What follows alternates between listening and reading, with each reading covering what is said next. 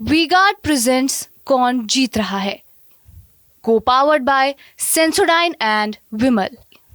बोलो जुबां केसरी।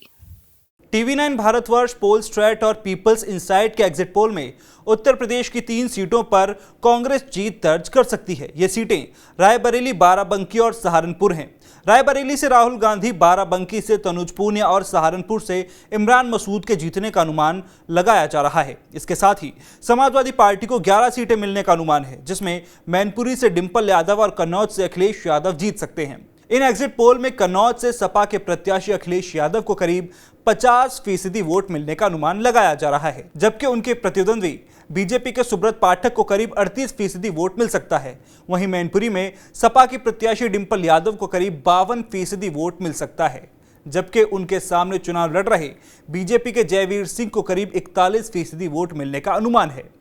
साथ ही exit poll में अमेठी सीट से बीजेपी प्रत्याशी स्मृति ईरानी जीतती हुई दिखाई दे रही हैं, लेकिन लड़ाई कांटे की है।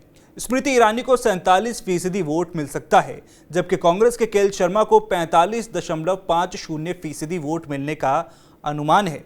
यानी एग्जिट पोल के आंकड़ों में स्मृति ईरानी को करीब 2% की बढ़त है। अब ये तो 4 जून को ही पता चल पाएगा कि स्मृति ईरानी कितने वोट से चुनाव जीतती हैं या ये बाजी केएल शर्मा मारने वाले हैं। एग्जिट पोल के आंकड़ों की माने तो राहुल गांधी को रायबरेली सीट पर बड़े अंतर से जीत मिल सकती है। राहुल गांधी को 52% से अधिक वोट मिल सकता है। वहीं बीजेपी प्रत्याशी दिनेश प्रताप सिंह को 33% से अधिक वोट मिल सकता है। बाराबंकी से तनुज पूनिया और सहारनपुर से इमरान मसूद अपने निकटतम प्रतिद्वंद्वी से 5% से अधिक वोटों से आगे बताए जा रहे हैं।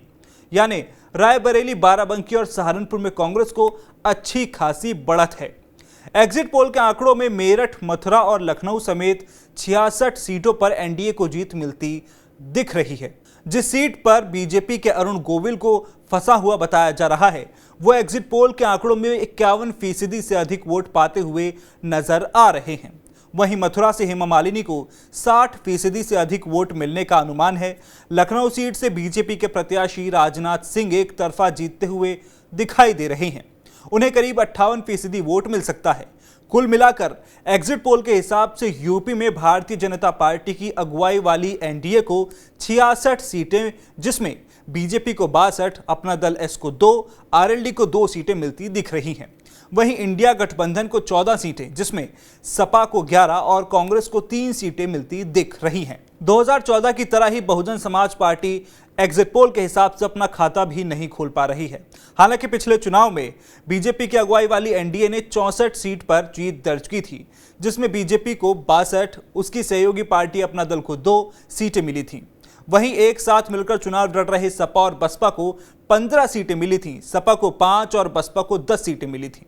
कांग्रेस को सिर्फ 1 सीट पर जीत मिली थी, वो भी रायबरेली से, जिसपे सोनिया गांधी ने चुनाव लड़ा था, जबकि अमेठी से राहुल गांधी चुनाव हार गए थे। वी-गार्ड प्रेजेंट्स कौन जीत रहा है, को पावर्ड बाय सेंसोडाइन एंड विमल। बोलो जुबां केसरी।